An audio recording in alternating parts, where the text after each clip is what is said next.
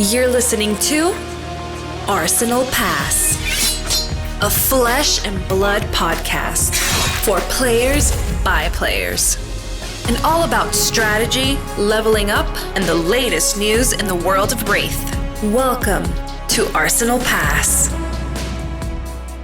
Hello everyone, welcome back to episode 178 of Arsenal Pass. Hayden Dale here with Mr. Brendan Patrick, and it's a sad, sad day for Brendan, who's just lost two of his children, Tome of Fendal and Tome of Fendal. However, will you recover as a Kano stan? Bro, they said that these cards were antithetical to Flesh and Blood design. I thought these were the core of Flesh and Blood design. Like, who doesn't want to, at instant speed, draw two cards, or, you know, the classic spindle for 11, stack my tome, stack my blues, draw fucking 10 cards in a turn? That's living right there. They've taken away our ability to live. Yeah, obviously, if you haven't already heard, I mean, this pod's dropping about 36 to 48 hours after the announcement, but LSS have made a raft of ban and restricted announcements, which we're basically just going to talk about it for the whole pod. We had other plans this week, but we're gonna pivot, Brendan. We're gonna do the classic pivot, because this is for the first time ever. Rather than, hey, we record some irrelevant topic, release it 1 to 2 hours later, a massive ban and restriction announcement happens. Yeah, thanks. I think Brian and James looking out for us on that one. They must know our recording time. I mean, it's interesting. So let's just, is there anything else you want to start before we just get straight into this ban restriction announcement? Anything else you want to talk about? Or there's a lot of substance to it, actually. It's more than just a ban and restricted. It's kind of a philosophy assertion, I would say. I don't know if they're sort of a reassertion, a clarification to say. And it's pretty interesting, actually, considering where I potentially thought the game was going ideologically, the past 6 months I thought that they did that on purpose. I thought that they wanted that to happen. And well, I'm sure they did for part of it. It seems like they also agree with some of the pushback that, either myself or the community has had in regards to some of the gameplay that we have been experiencing and how it has, maybe been a bit different to what we fell in love with a year or two ago. Yeah, it's so interesting, because I feel like the game itself of Flesh and Blood, and especially I think at the competitive level, but honestly through all levels, if you look back to 2 years ago, the game does feel so different. But the weird thing is that if I look back a month, and I look back a month before that, and a month before that, and a month before that, it doesn't feel that different. But the shift over 2 years has been gradually quite substantial. Really, it just has taken the impact of different sets, I think. And do you see this as like they're putting the train back on the tracks, or do you see this as the train heading down a completely different track? Well, I think that Flesh and Blood, I think it's a good strategic decision to differentiate itself in the market when it comes to TCGs, and to sort of double down on what makes the game special. And for instance, we're going to read through a lot of this, but one thing they say here is victory is earned through the accumulation of many good decisions. FAB is not a game where you slam your dragon and ride it to victory. And I don't know if those cards have necessarily existed, not in the sense that they do in Magic, but we've gotten close to where it does feel like, wow, I found my dragon, and now I slam it, and it just happens to find me more dragons, and I ride that to win this game. And Flesh and Blood, I think one of the biggest critiques you could make of the game is actually the lower level of variance, sort of the hopelessness for the worst player. And it's going to be interesting to see how they take this, new refined ideology of lowering the variance, kind of making games feel impactful, but then also they have to offset that chess-esque aspect of Flesh and Blood, where the better player does just absolutely sort of dominate the worst player, because there has to be a hope to win. Even when you don't deserve it, there needs to be at least a hope, I think. You talk about, like you said, you quoted the slamming the dragon and riding to victory. It's almost like in Flesh and Blood recently, maybe a combination of a couple of cards have been that. Wow, actually, it's interesting when your dragon starts on the board and its name is Traverse the Universe. But yeah, it's interesting. I think we should just get into this and talk, because let's get the TLDR first. If you haven't seen this, they've basically banned any form of true card advantage in Flesh and Blood. That is basically where we're at right now, including Art of War, Tome of Fendal, Tome of Aetherwind, Bonds of Ancestry completely gone in Classic Constructed, Cash-In, Arena Mystic Tenants, Tome of Divinity, Tome of Firebrand. So There's also some cards that have maybe remained that we'll talk about and why that is. But let's start from the top and talk about, I guess, the philosophy behind the decisions and this, either, depending on how you look at it, change of direction or course correction for Flesh and Blood. James White wrote this, and they put up a blank article yesterday, and people started to speculate what this meant. I think the original placeholder was like rewriting the book or something like that. Interesting, right? I wonder how long he's been sort of, kind of like Socrates, sort of mulling this over, and because this does feel like something that is, James does exist on Twitter as well, so I'm sure he sees people's feedback of the game, but sounds like something that he's been wrestling with internally for a long time in terms of like the game he created versus the game it became. Yeah, and some of these cards, when they were printed, were super important to the way the game played in that I guess architecture, right? Like Tome of Fendal was one of the first cards ever printed in Flesh and Blood. It came out in Welcome to Wraith. Art of War came out in the second set, Arcane Rising, right? So it's not like these cards have all of a sudden come cropped up in the last few years and it's drastically changed the way the game's played. It's more about the design philosophy and how these cards interact with the design philosophy, but also the breadth of cards, and as things get printed, how they continue to interact. Because let's remember, Kano was also printed in the second set, so it's like... What about Tome of Aetheryn? Was that a Crucible of War card, or... I think, Crucible of War. Crucible of War. It's a Crucible of War card, okay. Yeah.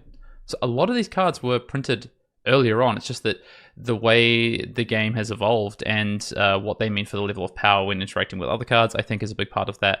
And also, I guess, what these heroes do in the future with some of these hero abilities. I also really severely, if you kept these cards around, but you tried to continue to design the way that Flesh and Blood looked like 5 years ago, you would severely, severely, severely limit design space, right? And I think that's a big part of this as well. Interesting. Which of these cards, on the ban list, do you feel like we're actively limiting the sort of the breadth of gameplay in Flesh and Blood in current Classic Constructed? Art of War, Bonds of Ancestry. Right now, yeah, those would be the two big culprits because of Zen, right? But honestly, I think, realistically, if you look through the history of Flesh, Tome of Divinity and Tome of Fendal, I think those are the... Tome of Divinity definitely had some bullshit draws back with the OG Prism. You could tome into tome off, I believe you'd use like that Halo or whatever to kind of get that big... it's still around now, man. People still doing that these days. Yeah, that old high roll. But you get an angel when you do that these days as well. Yeah. So the origination of Tome of Fendal was like... it was a card that was played, and we actually played it in the Ninja Control deck. Not cheating the action points, just literally playing it for the turn, gaining 6 life, like some trash like that. In which the card didn't feel too powerful then. I guess when you're fatiguing your opponent, like every source of life gain is pretty impactful. But it was ultimately played in the early sets in something like Guardian decks with like Mage Master boots. That was the big thing: is I'm going to exchange my equipment, my boot equipment, in order to effectively play this on a turn and still have an action point, which was okay. It was not great. I think as soon as we got better options for boots and Guardian, that play line went away pretty quick. Yeah, I mean, there's been, I guess, Chain has used it to a big effect over the years, especially when Creepers was introduced.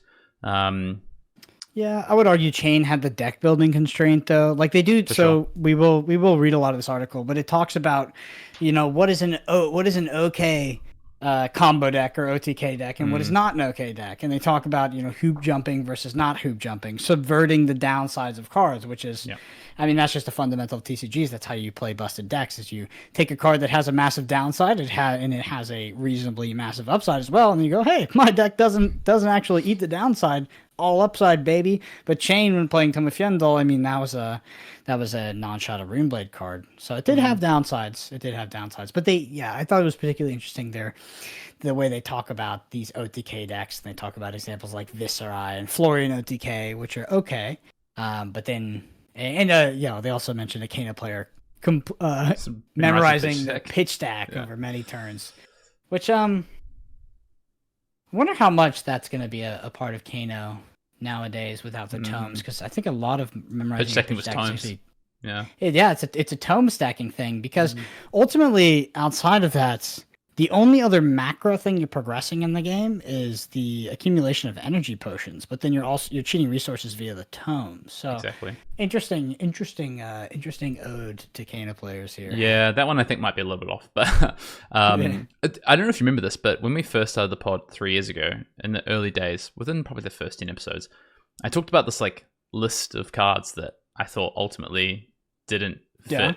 Yeah, do you remember this? Yeah, I think 2 of these cards are on there. Yeah, 2 of these cards are on this list. Art of War and Tome of Fendal has always been at the top of my list as a card that just felt not right in the game of Flesh and Blood. And I love Tome of Fendal. Played it in Rhina with Rolling My Scabies. I've played it in different decks over time. I just literally just published a deck guide on Living the Jin Chain where I'm playing triple Tome of Fendal because of Eloquence tokens now. This is a card I enjoy personally, but it's always been a card that has felt not bound for the long term. It is the marquee art of Arsenal Pass. It is a redrawing of Tome of Fendal.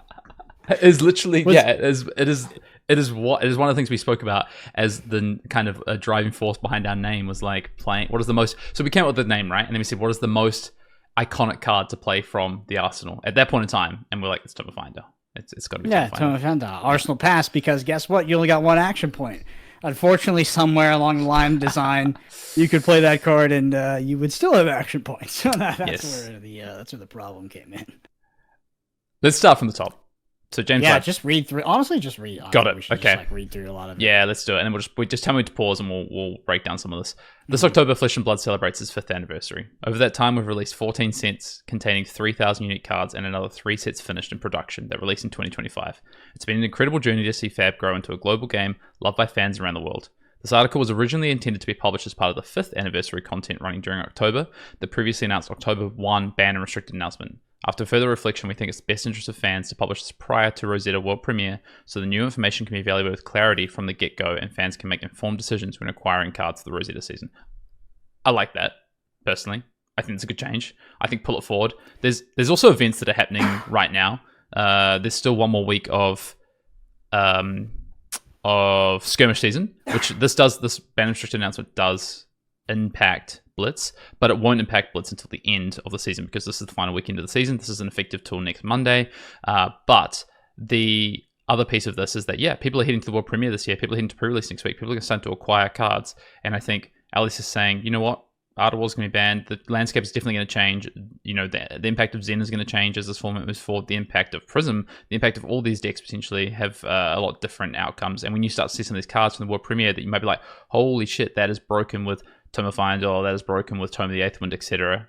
They cite Oscillo, which we'll get to. I think this is a nice decision. Mm-hmm. For sure. Prior to Flesh and Blood's release on October 11th, 2019, we spent years designing and developing the innovative game system we know well today. Our learnings from that initial creation phase and the formative years post-release pale in comparison to what we know today due to years of more internal play and more observing many exceptional TCG minds around the world push the game system and its pieces to their limits. Continual learning and improvements are one of my personal lifelong disciplines and a core internal value of Legend Story Studios. I also believe that learning and improvement require self-reflection. As we approach our 5th anniversary, it's time to reflect on where we are and act on what we've learned about the strengths and vulnerabilities of our game system so fans may continue to play great games for the next 5 years and beyond. Interesting. I actually don't feel like we do too much complaining on this podcast, but Twitter does a lot of complaining and we remark on Twitter's complaints. I would say outside of Zen being kind of a big outlier in the past 6 months, I didn't really feel like Flesh and Blood itself as a game was breaking. No, neither. I think that, James's sort of self-reflection here is a bit different and a bit more extreme than my evaluation of the game 5 years in. Yeah. I mean, they've got more insight than we do, right? They can see the next 3 sets coming and they can see the future path, the way they want to go down. I think, honestly, one thing is that, and something that continues to give me, I guess, a lot of faith in what LSS is doing is reflections like this and open, honest self-reflection on the state of the game. It's great, I think, and that's a big part of, I think, what makes this studio so special and this game so special. So, seeing things like this gives me faith that, we are going to see this game for the next 5 years and beyond. So, revisiting the Flesh and Blood design principles. When FAB launched in 2019, we sent local game stores across the world a welcome kit that included a booklet stating the Flesh and Blood design principles. This is the selection from that booklet. And I'm just going to go over the high end, but it basically says 1, 2, 3, 4. Start full, reduce variance, every card counts, reward decisions, not good luck. Reflecting on these design principles today, some have held true, some have been eroded, and one is no longer a functional design principle, but rather a statement of fact. Mm-hmm. Which one is that? Let's go through them. So start full. This holds true, but is no longer a functional principle. Instead, is a statement of fact about how the Flesh and Blood game system works. Yeah, I mean, Flesh and Blood now is just synonymous with start full, right? You start with all your resources. There's no and or full buts to it, right? You start with all your equipment. You start with your deck full of the cards that they're at the highest peak. Your resources are at the highest peak. That is just Flesh and Blood, right? For the most part. Interesting. Yeah. For the most part. Reduce variance. The innovative pitch system that FAB introduced to the TCG industry continues to uphold the original intent of this design principle. From the first turn of the game, players are guaranteed access to the game system base resource required to play the game. I mean, James clearly hasn't drawn a hand of 4 reds before, has he? Resource and action points. Compared to some other game systems that load variance onto the ability of players to access base resources, so, lands and Magic, for instance. Often when a player lands on the wrong side of this kind of variance, they don't get to meaningfully engage in the game. Not all variance is bad, and in fact, I believe variance plays an important and positive role in the game design. However, variance that results in players failing to meaningfully engage in the game is what I consider negative variance. This is often referred to as agency, or lack thereof. FAB's pitch system solved this from a resource system perspective and continues to function as a standout feature of the Flesh and Blood game experience. However, loss of agency has crept into Flesh and Blood in other ways and at levels that we view as being undesirable for the long-term health of the game. This is very interesting because we had Brian Gottlieb on the pod a year and so ago, just over a year ago, actually, when Dust Till Dawn released, and we spoke about variance, and we asked him directly, what is the role of consistency and variance in the future of Flesh and Blood? And Brian Gottlieb said, the goal for us moving forward is to increase variance with power and reduce some of the consistency in the game. He said there is a role for consistency, 100% in this game going forward. So he didn't say there wasn't, but he said one of our focuses is to increase some of the variance at a power level. Do you think that is in contrast to what's being said here? I'm not sure, but there is one aspect of this I want to kind of dig into by drawing parallels of the games. Of course, one was drawn here by James himself, and that was parallel to Magic and the land system. So the land system, I agree, the land system's biggest fault is non-games and feeling like you effectively weren't able to play the game for a session. I would say that it's interesting when you look at the sort of knee-jerk reaction and the almost the opposite of lands, and I would say that's pretty close to what Lorcana has. Lorcana's mulligan is also very, very different, where you draw 7 cards, you put X back onto the bottom of the deck, and then you draw X. So it's like very, very powerful. You can dig very, very deep and allows your deck to be super consistent. You sort of you put that together with not having lands and having cards being able to be played as lands, where cards are sort of replacement level as threats and as resources, like Flesh and Blood. You end up with a game that ends up, while it has like this sort of magic face on it, the actual gameplay and strategy and the way it plays out is so much different. It might not be, I don't know how much of it is a good thing, because Lorcana is also one of those games where the worst player just kind of loses and loses and loses and loses. And I've been playing a lot of Vintage Cube recently. And one thing about the Magic land system that I hate is actually not getting land screwed. It's actually more in regards to the mulligan system, where let's say you're playing Vintage Cube, you have a Black Lotus in your deck, you have a Time Walk, and you have all these busted cards, but then you open a hand, and it's got 3 lands and a 1-drop and like a 3-drop and something else, but no busted cards. Oh, fuck. Yeah, no busted cards. You can't, but you still can't mulligan. Like you still can't. You're like, I can't really fish with these cards. I got to keep this, and then your opponent does turn 1 and 2, turn 2, reanimate, you're dead. And you're like, fuck, well, I had all these counters in my deck, but I can't just aggressively mulligan for them if I have a functional hand.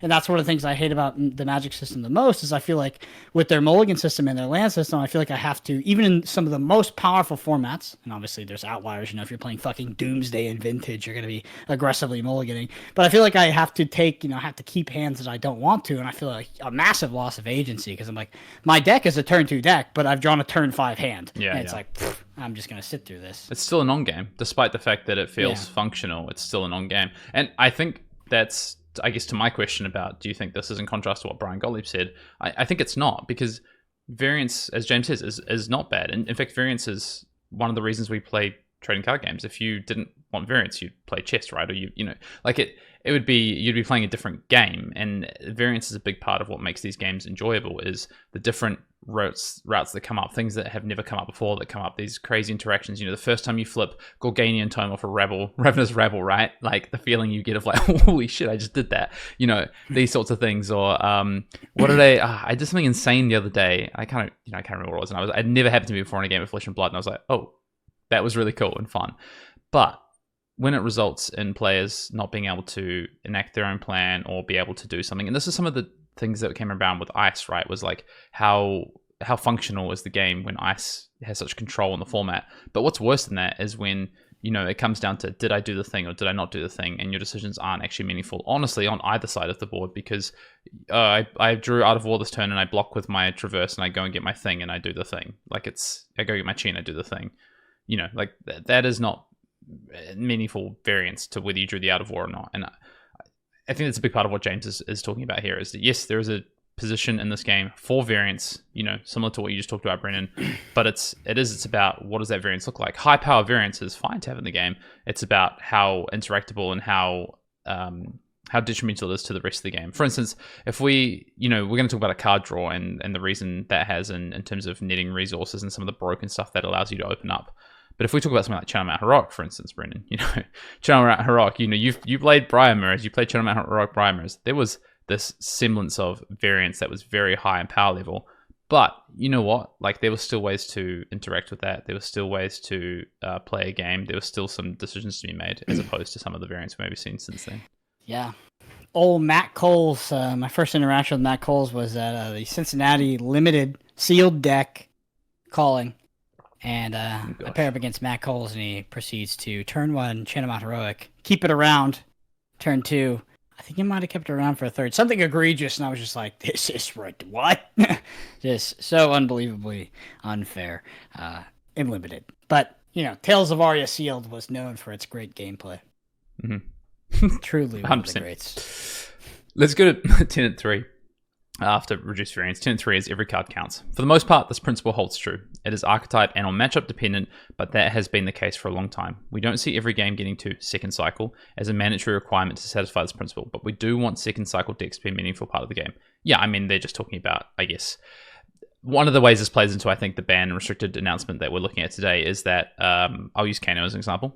If you can turbo through your deck to find things more consistently or get to your point of your deck before your opponent, like, there's just never going to be second cycle games, right? And I think it's a balancing act of second cycle versus just playing the game. I mean, do you remember there was a time where we were memed for talking about second cycle, right? People would be like, oh, second cycle, you know, pitch mindfully and all this stuff. People would meme on us for that because there was a point in time where second cycle just didn't happen in this game. And I think that's okay for it to be a point in time based on the format or an archetype and matchup like James talks about. But it is nice that it can be a part of the game. Mm-hmm. Yeah, agreed. Number 5, reward good decision making, not good luck. This is a big one, so we might break down part of this, but a game of Flesh and Blood is intended to be won from incremental advantages gained through the accumulation of many good decisions. We don't see the current state of the game as having a problem of rewarding good luck, but rather the accumulation of many good decisions is too frequently being undermined by extreme offensive overlaps. Yes, I would agree with that. At its simplest level, Flesh and Blood is a game of four card turn cycles where each player is looking to come out ahead after smashing their 4 cards against their opponents. The quest we offer players is how to break this dynamic. The Arsenal is the simplest example of how we enable players to set up game states that create 5 vs 4 card offensive overlaps. Unless, of course, the defending player has a defense reaction Arsenal, then it's parity 5v5. Equipment is another way to ratchet up your offensive and defensive virtual hand size. It has always been our intention to offer players ways to create offensive overlaps. The majority of games end with the hero being reduced to 0 life rather than 0 cards in deck. As of late, offensive overlaps have become too extreme and too frequent, to the point where the principle of achieving victory through the accumulation of many good decisions has been eroded. The most egregious culprits are cards that immediately net additional cards without costing an action point, or are playable by heroes that are easily able to generate or bypass action points. There are many ways you can view and quantify agency. Arguments can be made that effects such as Red in the Ledger, Warmonger's Diplomacy, Siren's Call, Arclight Sentinel, ward board states, and even dominate are examples of diminished agency. However, there is a massive difference between effects that diminish or restrict agency and the topic at hand, which are extreme offensive overlaps that result in a player being reduced to 0 life. There is no greater loss of agency than the game ending from forces that a player had no reasonable way to interact with. This is the most extreme loss of agency that we're looking to temper. So I think the most obvious culprit of that right now, Brendan, would be Zen, right? Just there's too many ways to overlap and to play 10, 12 card hands, extenuate your damage beyond what would be normal or within the realms of, I guess, a standard deviation for 4 and 5 card hands. That's effectively what they're talking about. The interesting thing to me is that it's not the first time we've seen this, right? Chain did this. It just did it. It just took longer for Chain to do it, right? It just took more turns for Chain to do this. But honestly, Chain could do this as well. Yeah, I mean, Chain was also, like, I don't think anybody was, willing to die on the hill that Chain was like a balanced hero. No, it was not. I'm just saying it has happened before. Yeah. I think it's just but happened. You had to play the blood debt. Oh. I mean that is a part of it. Also, you had to balance your deck as a resource a lot more than something like Zen does. And I think I think maybe Chain was in what's the word I'm looking for? Reasonable parameters for LSS to allow it to live in some shape or form. And they hit it, they nerfed it, they did multiple things to it. It existed in a time after post Seeds where Starvo existed, so there are all these things. Do you know what? Honestly, I know I talk a lot about Starvo and how I thought it was good design, but let's just talk about Starvo again. Starvo, in terms of how it could utilize 4 or 5 card hands, it always ended up around the same parameters. Like it could utilize 4 or 5 card hands to more efficiency than a lot of other decks and with a reasonable amount of consistency, but it did it to about the same level each time. The ceiling was pretty similar each time. It wasn't able to pump out 40, 50 damage. I think there's quite a contrast between a deck like a hero like Starvo and a hero like Zen, honestly. I dislike Starvo design because I feel like the game was won in deck building rather than in gameplay. Yeah. That's fair. And shame on Jacob Pearson for that one. I just feel like Starvo fit a bit more than some of the more recent examples I think we've seen in some of the issues that have been created in Flesh and Blood. Let's move on to this next part of this article. Reflection and course correction. Where to from here? Firstly, it's time to update the design principles that will carry us forward into the next 5 years and beyond. While the initial principles were constructed to be our tent poles for the game's design, it is critical we now broaden these principles to cover the game's development as well as guiding the two connected but independent functions that exist within the process of creating Flesh and Blood. So, Flesh and Blood design principles, 2025. The following design and development principles serve to guide us in creation of game pieces using the fundamental building blocks of the Flesh and Blood game system. The fundamental building blocks being action points, resource points, intellect, life, power, defense, abilities. Okay. I mean, those are all things you'd hope they're looking at when it comes to thinking about design. But I guess what they're saying is these are their levers. These are the levers of design when it comes to what they're looking at moving forward. Yeah, which is why Kano has 30 health, because it can play Tome of the Earthwind. But card advantage is not one of the tenets of design and development that are on this list, Brendan. Like, realistically, what is there? So if you look at intellect, life, and even abilities, these are things tied more to the hero. If you look at defense, power, these are tied to specifically the stats on a card. And then action points and resource points are tied to the card itself. It's interesting. So they've listed these design principles. Class, talent, and hero identity. Create heroes that embody the essence of their class, talent, and character. Cultivate and preserve a unique mechanical identity for each class and talent. To be fair, I think they've done a good job of that for the most part. Yeah, what's their biggest misses? It's probably maybe assassin, like maybe like Arachne or something. I think it's a hit. I just hate that class. It just sucked. Arachne just sucked. I don't think it was a miss in terms of it was embodying the essence. Like it might be something like I mean, it might be Starvo, to be honest. Yeah. Yeah, maybe. Maybe Olympia, maybe. I'm thinking about more like heroes that have just they've done things that were powerful outside of maybe what you'd expect them to do, honestly. I think they've done a pretty good job. You ever played a class in Flesh and Blood that felt more like another class than the one it was supposed to be? Well, that's the question, right? Yeah. That is the question. Let's just rephrasing it. That's a good way to phrase it. Yeah, you did a better job. Clear. You're much more eloquent than I am. Yeah, Maybe KO sometimes. I don't know. KO. Yeah. Let us know in the comments. Do you think there's classes that play unlike other, like they're like they should? Because there's differences, right? All the illusionists have played different, but doesn't mean that they're not within their essence of their class, talent or character.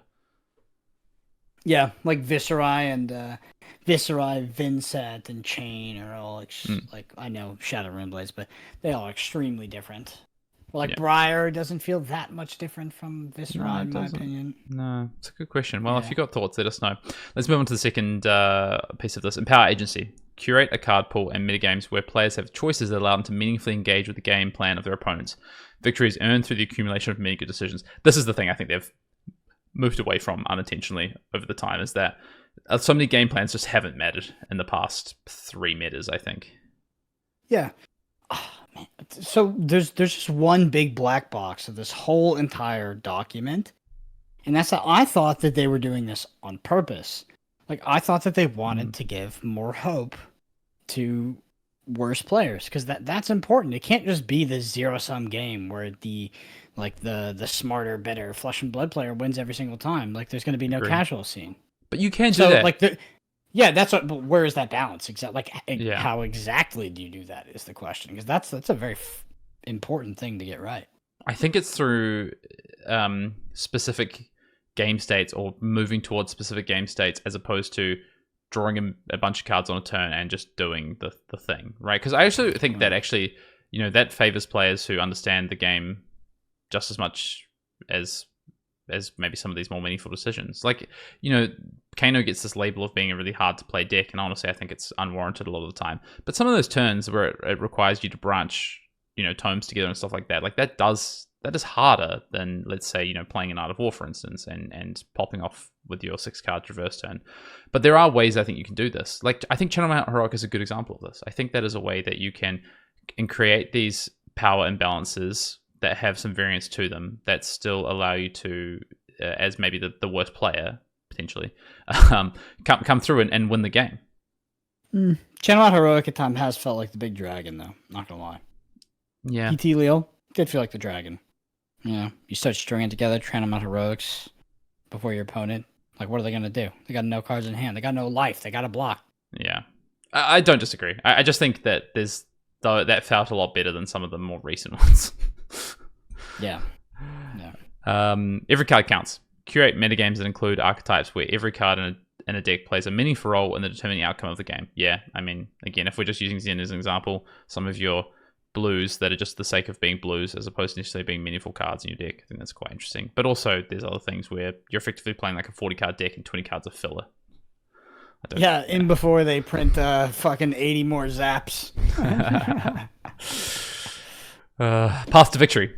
Offer players strategies and card synergies that can create game states slanted towards offensive advantage so that most games end with one hero being reduced to 0 life. Still very good. Primarily disperse offensive advantages across multiple turns rather than single bursts of output. I mean, this is the biggest one. So victory is earned through the accumulation of many good decisions again, as opposed to one decision on any given turn. I mean, that is the antithesis of this, right? Of like where this is moving towards. I just wonder if this applies to Kano.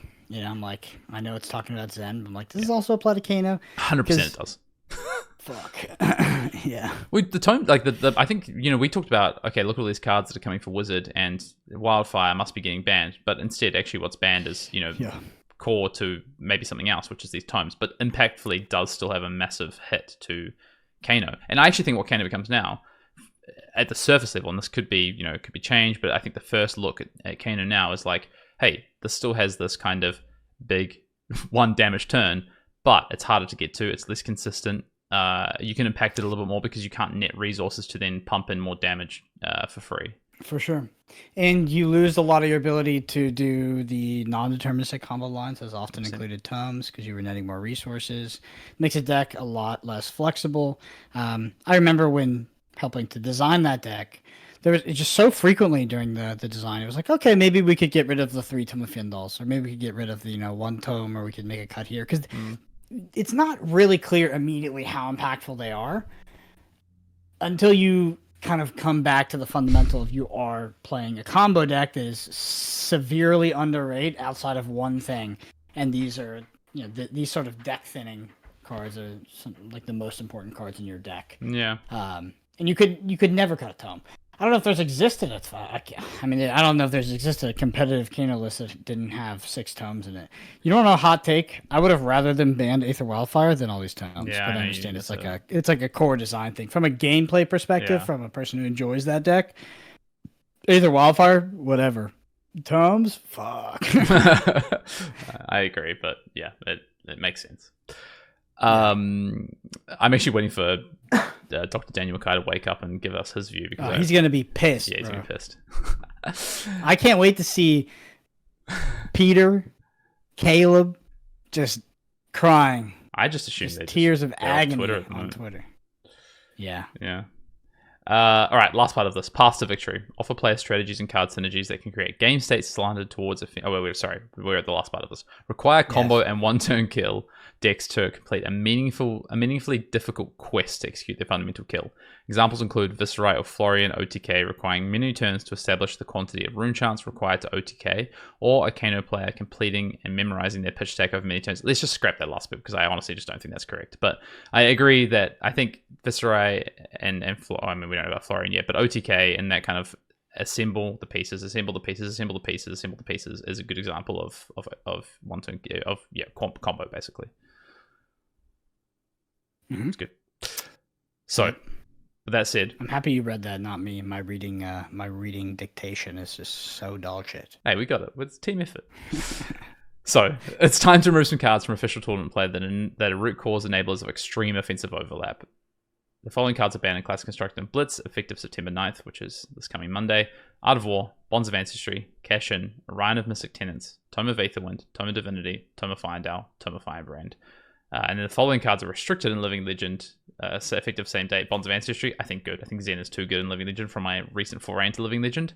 And as we actually announced, we didn't talk about this, but they just announced the details for the Team World Cup, and effectively it's country versus country, and the format is Living Legend, Team Living Legend. So good that they put some eyes on that. Yeah, I saw some hearts break for people that played some tournaments. ELO-based tournaments, low-level tournaments, not knowing that this would be an announcement and are not going to make it. I think LSS did it on purpose. Not because of those people, just because I think like too much. They don't want emphasis to be placed on that. Like, why? So that person played the event, and then they're obviously damn. I shouldn't. If I didn't play this event, I could have been number 1 ELO and made my team. Someone else from your country is still going to be there playing. You know what I mean? Like someone else got the opportunity, and you just not meant to play Flesh and Blood. Like I understand the complaint about that, but at the same time, that's playing Flesh and Blood. Like it's an opportunity cost. Just wondering how long it would take for us to get something like that, like the country v country, more like a team. It is cool. I would like to see something more akin to Magic. Magic's, what was it, 20 or 25th anniversary? I remember that tournament as a team tournament, Legacy, Modern, Standard. Yeah, it wasn't country based. 25th. Right? No. Yeah. That's what I thought was cool. I thought that was fucking sick. That I you agree. could like walk up with your boys. Well, yeah, that would have been. I mean, two of my boys that are out there playing. So Dan is captain of the New Zealand team, and then Nick Butcher is top elo in Australia, so he gets to play. But it's only finalists and semi-finalists. Finalist and winner, and unfortunately, I lost in the semi-finals. So no trip for me. I complain about that as well. If I hadn't lost that game, Brendan, if I hadn't decided to lose that game, I could have been playing the team. Yeah, well, if Flesh and Blood wasn't, a high variance fucking cesspool piece of shit, Luckily, they fixed it. All right, they go through each card individually. Let's just quickly touch on them, and we've kind of already done a lot of these, right? I mean, Art of War is the first one. They talk about Art of War being, a pillar of the game. I want to talk about this statement they say about it, though. Some people might ask why Blood Rush Bellow is okay while Art of War isn't. On the surface, they are both cards that cost 1 resource to trade 2 cards for 2 cards with a power buff as typical payoff. I think the biggest part of this, obviously, Art of War's generic, and also it interacts with some things that Blood Rush Bellows doesn't, including, things like banishing. They effectively say numerous way to cheat Art of War's cost. Like, for instance, a tiger that you just got with your boots, or a chain, shadow card that then you're going to play that effectively means you don't lose a card. Whereas Blood Rush Bellows has a different requirement for the card that you have to discard. First of all, it's random, and also it exists in archetypes that are not generic and specific, and slightly worse. Any thoughts on Art of War other than that, though? No, I think that card. That card feels like an offender to me. Yeah, it was top of the list. You can't call me not biased. I say Tome of Aether and Tome of Fendal are not offenders, but I think this one is. But Art of War has always been one of those cards that it just feels like absolute garbage to play against. Because your opponents, once they get one, they're more likely to get another, and then you're sitting on the other end being like, I am the not Art of War deck playing against the Art of War deck. This is fantastic. Well, even I think, aka terrible. Yeah, I'm just thinking back to even Orlando 2019 when we 2020 when we rock up with Briar, right? And we both played Chain either for like win-ins or like knocking us out of contention at that event. Yeah. And it was like, oh, they have Art of War. You always know how the bad beat starts. Art of War. AOW. Joshua Keehee. I'll never forget that name. Yeah, but that's the one who knocked you out, I'm pretty sure. He knocked me out of he beat me in Swiss, I think. Mm-hmm. No, I beat him. It was close, though. It was very close. Okay. AOW and AOW and AOW. This was also Cincinnati. But yeah, Joshua Key. He's the Art of War king right there. Bonds of Ancestry. They banned yellow and blue bonds. Honestly, not enough. It still does the same thing. You get multiple bonds. It's still insane. They're banning bonds. It's just pure card advantage. Honestly, pour one out for your Katsu boys, though. They're never getting Bonds of Ancestry back. But the card is... it was printed to try and obviously give Katsu a boost. But fundamentally, the card is broken. And when you pair it with other powerful synergies, it's just insane. So, but they shout out that they're going to give Katsu fans something to look forward to in future expansions to fill the hole Bonds has left behind. Good riddance, I say, honestly. Cash in. They're saying it's not currently a problem, but it's fundamentally does the thing we just talked about. It trades a card plus a resource that is often at times potentially worth very little. The gold. They can rid of it. Tome of Firebrand. Not a problem right now, but it does fit the fundamentals of what they're talking about. You trade 2 cards for 2 cards plus 2 resources, so it doesn't fit the bill. Orion of Mystic Tenants is very much the same, and so is Tome of Divinity. That you pair these for effectively trading cards. But they say to yield a 2.33 off a 3-card payoff. That's what they're saying with Vestige Assault. So that's a great example. That is effective what both these cards do. Yeah, the whole idea about this being legendary and that being indicative of a new way that they were designing in 2023, and it's just not being limiting enough. It's just too powerful still as a single copy in deck. That's crazy, right? Yeah. I'm pretty sure I flagged this card back when we were talking about Part the Misfail. Because I was specifically asking about how you felt about these super impactful cards being legendary, and it just kind of... Because that feels like fucking high variance. Like, I got a one of these in my deck, and it can potentially be very, very powerful. I kind of like it, but if they're just going to say, cut and dry, this is the design philosophy, let's use variance in other ways, then that's fine. I think the problem is a lot of these are just kind of they're free. There's just upgrades into more powerful turns, and I think that's part of the problem. Tome of Fendal, we talked about a lot. The original Draw 2 printed all the way back in Welcome to Wraith in many ways is what card draw should look like, is what LSS say. Consumes an action point. The problem is a generic status, meaning it can be played by heroes that are efficient at generating action points, such as Mechanologists and Lightning heroes, or are able to bypass action points altogether, such as Wizards. So, with the Rosetta releasing new Lightning and Wizard heroes, Kano feasting on the influx of new Wizard cards, and Dash.io receiving more support with the Armory deck in October, the true cost of Tome of Fendal becomes easier to bypass than ever before. Makes sense. Kano feasting, huh? Kano feasting. Aggressive language. Dude, yeah, I'm sure James is fun at parties. Fucking feasting, bro. We're just trying to have fun. Relax. Relax. What's a couple of resource points between friends off What's of a Blue Zap? couple of fucking 10 cards in my pitch zone? Shut the fuck up. Bro, I'm having fun. I take a picture every time I finish a game. I have an album of half my deck on the field at fucking Pro Tour and World Championship level events. I'm taking pictures like a Timmy. This is called fun. I will never forget Pro Tour 1. I'm shuffling out me and my opponent's sideboarded. We're kind of at the 50-minute mark, so we're presenting, draw up. My opponent's like sort of tanking on their first turn, and Sasha Markovic walks past. And I'm like, have you finished already? What happened? And I'm thinking, someone's like got it. His opponent didn't show up or something. Something's happened. He's like, oh yeah, I killed my opponent on turn 0. I'm just like, I hope you have a picture of that. Like, these are things I'll never forget. But okay, here's a question for you. If Kano is the most photographed on-board state in the game, what is the second most?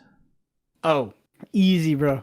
Combo Vis, probably Blitz combo Vis. You could turn 0, turn 1. You could turn 0, kill people, super outlier. Yeah. And you could turn 1, kill people in like very fun ways. I think it might be Reiner because it's been around longer and it's been in like multiple formats and stuff. The double. This combo's got wild. I agree, it's more impressive, but I think the most photographed might be my second might be which hero do you think has had the longest, like if you were to accumulate, like you had to take the I don't know, you would take like their average turn time, you would average it. Sure. Which one would have the longest? So over the history of the game, who is the longest average turn? That you're saying? Yeah, whatever hero Brody's playing. No, but probably Kano and then probably Viscerai. Does it include maybe Chains up there? Does it include the full turn cycle, including your opponent? No. Okay, so it's definitely not a Guardian then, because it's the other opponent playing slow. I think it could well be Chain. I'm just thinking about most complicated heroes. It could be an Illusionist, to be honest. I think it's got to be Kano, just because the Kano. Nah, because you're doing that on your opponent's turn all the time, dude. Your turns are quick. True, That's why I asked. Smart. You never do it on your turn. Your turns are quick. It's either play Energy Potion pass, Arsenal pass, or pitch a blue, play 5 damage at you pass. Yeah, or play a Tome, draw 2, pitch 1 for Kano, don't see the potion, Arsenal pass. Break my threadbare tunic. What was busted about that? You. Come on, why we gotta ban that, dude? Little old Tome, just drawing 2 cards and putting 1 in the arsenal. They talk about Tome of Aetherwind. Tome of Aetherwind has some reasonable qualities to it, apparently, according to LSS and James White. It consumes an action point and has significant downside when it's drawn out of sequence, being red and 2 defense. It also ticks the class identity box of the updated design and development principles. That being said, both Kano and Ocello are easily able to bypass the real cost of this card. Tome of Aetherwind sits in an awkward crossroads where it's either unplayable or completely broken, is basically what they're saying. So go on.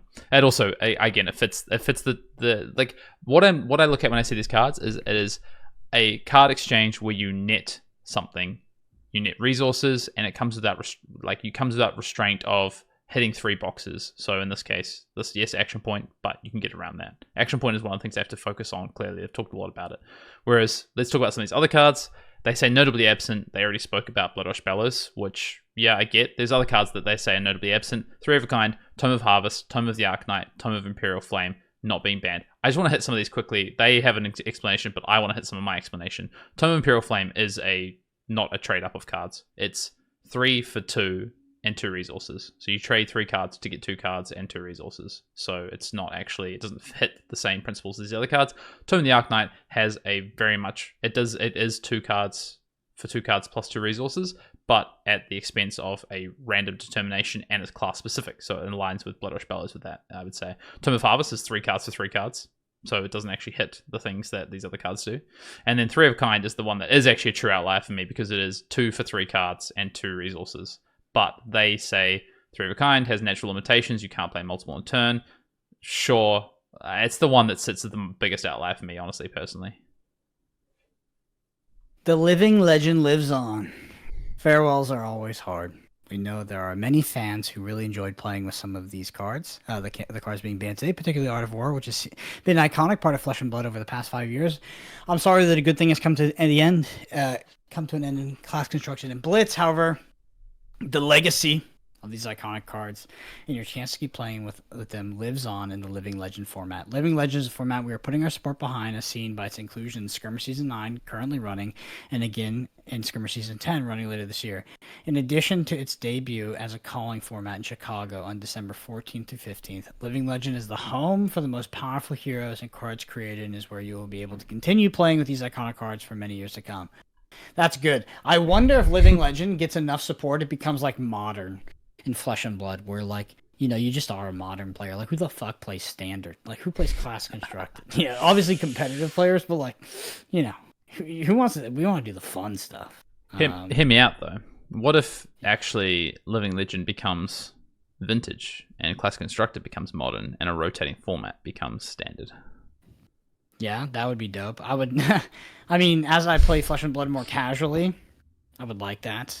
A rotating format's a lot easier to palette if you're trying to come back to the game or take breaks or try to, you know, you want like a piece of it. Like right now, Class Construction is very overwhelming. Honestly, a little bit too much. So that'd be cool. But yeah, I don't know. I don't know about Vintage. So like, there's a parallel Legacy, to Vintage maybe. where, like, Maybe more like Vintage. Legacy. Both Vintage and Legacy are not really played, so... No, Legacy's so popular, man. What are you talking about? Nah. They took it off the circuits. It's don't get me wrong. They don't have those big European Legacy events and stuff anymore? Yeah, I mean, they took it off the SCG, so... Yeah, but... that was kind of like... Not even real anymore. I think they actually have a Legacy GP coming up. They brought it back or something like that. Okay. Or no, they brought back GPs, not a Legacy GP. Okay, sure. I mean, that's cool. Legacy's probably the best format in that game, so... All right. Living Legend is the best format of Flesh and Blood. Maybe. I do like it. I have been enjoying it, and I think a Zen nerf with the restrictions is cool. Okay, obviously some really big changes. Massive impact on the game of Flesh and Blood. Not just kind of the current Class Constructor format, but obviously the go-for position for LSS. And I mean, they've been really... I think they've been... Honestly, I'd say LSS as a game have been more transparent than other studios. At times, I think their transparency has been criticized, and I think fairly and rightly so. I mean, we've done it ourselves about, you know, criticize their transparency. I think I've got to give them the big ups on this, though. This is really transparent around their design principle and why they've decided to make these changes and how they want to see the game going forward. And honestly, I think my initial reaction was some of these were coming, and then once I read kind of this 2025 and onwards design philosophy, it makes a lot of sense, and I'm feeling really optimistic about how we will move into Rosetta, what Class Constructor will look like, and also what the future of Flesh and Blood looks like. Personally, yeah, it's quite the announcement. It's yeah, not what I was expecting, to be honest. Definitely did not expect to wake up to this. Or I guess I got home from the gym and saw this. I'd say overall thumbs up. Yeah. If you gave LSS a rating out of, as we always do with our ban and restricted or suspended announcements, Brendan, give them a rating out of 10 on this one. 8.5, 8.5. Okay.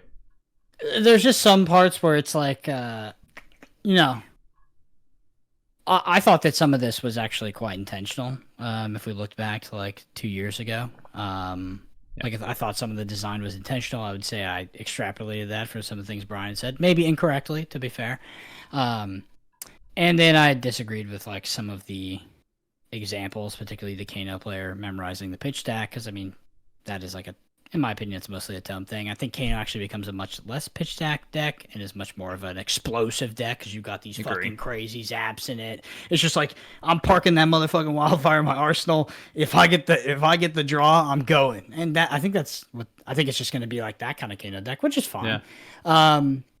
And then also, you know, that's where it gets the minus 0.5. Where it gets the full minus point, it's just my own enjoyment. I loved Tome of Fendal and Tome of Aetherwind. Like, I love those cards. And crazy enough, despite loving combo, I would prefer to have, like, for the Kano experience, and forget about Kano the hero. It's more about the experience of playing that deck. What I thought was more core to that deck's identity was actually the ability to draw through your deck and to see so many cards, to pitch so many cards, to have so many cards on the board state. That was just so different from any other hero. That's what I enjoyed. I think the removal of Tomes will get away from that. But I would not go to court and fight that those cards were particularly balanced. Always been top of the list. Tome of Fendal, top of the list of cards that will one day get the hammer. It's happened. I am going to give them a 9 out of 10. I think the only downside for me is that there's unknown to this, right? Like, what does this mean? You know, as much as I feel optimistic and echo their sentiments about what the next 5 years could be, hard to say, right? And this is some big changes. It's not even just the ban and restricted announcement. It's the philosophy, I think. My other kind of negative against them is that Orion of the Mystic Tenants, I feel like they've been moving in this direction, if I understand correct, in terms of how they've been looking at design for the last year and a half, 2 years. Then I think they should have foreseen that and not needed to have printed this card. Bonds of Ancestry, though, I get. But the rest of these cards, Bonds of Ancestry and Orion of Mystic Tenants, the only cards printed in the last 2 years on this list. Yeah, I would say they're doing a bit better than their industry counterparts. You know, we didn't get a mention of tweaking any of these cards last minute for multiplayer formats. Oh my goodness, yeah. Magic Twitter. Oh my god. Well, I was even just thinking about let's just completely change the card, and you've got to know what the card does because it's not actually what's printed on it because it's been completely errated to be a different card. What, I don't know which one are you talking about there. Definitely not Lorcana. Bro, they should just ban that. Yeah, it's so funny because the tinfoil hat copium on that card, but not banning it is like they say like, oh, if they had banned it, people would be like screaming for them to ban like other powerful cards, which is funny because while it's probably not the reason, it's probably because they're an immature dev studio. Yeah, it's people subsequently did not scream from the mountaintops to ban other cards when they made that erotic because it was like, Jesus Christ, never do that again. Yeah, they really put that. Yeah, that's so funny. I want to end on, I guess, Rosetta World Premiere this year, this weekend. We're heading pretty quickly towards Class Constructed with Rosetta very soon. What are the impacts? And I just want to kind of flick through the cards and just talk about some of the impacts. I think, the easiest one to go through is Art of War and Bonds of Ancestry. That's a big change to Zen. Where does that put Zen? I still think Zen is pretty good. I think the thing is that Nu is so good that Nu becomes even better, honestly. Nu's probably just the best deck, but I think it opens up avenues for decks that were really good against Nu that weren't very good against Zen, right? Potentially, maybe that's Prism, although Prism also loses Tome of Divinity. Enigma, I think, is maybe a big winner out of this, honestly, just in terms of that same thing. Really bad into Zen, but potentially really, really strong into Nu. So maybe Enigma becomes potentially maybe the best deck in the format. I don't know. What about other, I guess, winners? I think, and obviously Kano's a big loser here with losing the tomes, but is going to get a bunch of new cards, so TBC on that. I think the Brutes are potentially big winners out of this. Probably KO mostly, but I think Rhinar is maybe the better hero into Nu, so potentially Rhinar. I think those are kind of the first things that came to my mind this morning reading this is what's next for Class Constructed. Yeah, honestly, I'm not in tune enough with the current edition of Class Constructed to say where exactly we'll go from here. Well, we're also about to get Rosetta, dude, so honestly, I don't think it matters. Huge injection of cards about to hit the format. Yeah. I'm excited. I think this potentially opens up a lot. I mean, they had to do something about something has changed in terms of Zen anyway, and obviously a big fundamental change really does hit Zen. I honestly still think Zen is going to be a good deck, and will reach Living Legend at some point. But the kind of because you could do things that weren't Art of War or weren't Bonds turns, honestly, and still have really powerful turns like that. So that still exists. I have a question for you. On this list of cards that were banned, which one was your least favorite? Least favorite what? Ban or to play against? Yeah, which card did you hate the most? That's a tough question. Bonds of Ancestry. Actually, it's Bonds of Ancestry. Yeah. I don't think I have enough trauma against playing against Bonds of Ancestry. For me, it was Art of War just because of. I mean, there's just an inherent paradigm where, there was decks that would subvert the downside, but also, as soon as you play an Art of War, you're actually just more likely to play the second Art of War and the third, and it's just it's such a beatdown. I did like that you could play it defensively. That was a really cool aspect of that card. Yeah, I agree. I mean, I like that. I was just, Bonds, I just feel like because of the fact that it was, you could do it multiple times and you could do it repeat. Art of War is often okay, this pump on this one turn, right? But Bonds of Ancestry sometimes felt like it's you just continue to fuel your graveyard and you're like, okay, I bonds this turn and now there's more bonds in my graveyard, so I bonds again. You're just like, oh my god, this is ridiculous. But the other one that might follow after that would maybe be Tome of Divinity. maybe. I don't know. I kind of like that card. I don't know. I only didn't like Tome of Divinity because the high roll. Yeah, exactly. The outlier scenario. It was just like, okay, non-game. Anyway. Okay, well, I mean, this is pretty marquee moment in Flesh and Blood's history, I think, of kind of the last 5 years in terms of things that have happened. I mean, I think honestly, this sits up there alongside, but personally, this is where I kind of rank this kind of announcement and this change for Flesh and Blood. I think this sits up there alongside kind of introducing talents to Flesh and Blood. I think this is a pretty important part of the go forward of Flesh and Blood, a pretty big moment in history for the game. Yeah, I mean, to be fair, you mentioned there's a lot of unknown. I would say we read through this whole article live. Mm-hmm. I still don't really know what this actually means. There was a lot of words that were said, there was a lot of philosophy that was stated, but what this actually means for Flesh and Blood, how it's going to change, what cards are going to be created, I have no idea. Can I just quickly give you what I think the TLDR on what this change means for the go forward of the game? I think it means that we move back to more meaningful turn cycle trades. Yeah, turn cycle trades. Yep. I think so too. I think we also move away from really explosive who can do the most damage over 2 to 3 turns, and more to who can produce the most damage over 5 to 6 turns, which is something that we saw previously in Flesh and Blood. And I think it's a return to really trying to reward decision making on the turn cycle, but also decision making over the course of a game in terms of how you set up for future turns in the game. And an example of that would be, how you set up to get to a point in the game. So something like Florian might do this, how you utilize your arsenal, not for this turn or next turn, but for 2 or 3 turns down the track. I think those are the kind of the key things I want to take away from this right now, and what I think we'll see. That's a good conclusion. We'll see. Anyway, if you enjoy this podcast, and one thing you can do is leave us a review on Apple Podcasts or Spotify. It helps so much. The video version of this on YouTube at youtube.com/ArsenalPass. Twitters are Fien_Dale and @BrennanAPG. We will see you all next week. Yeah.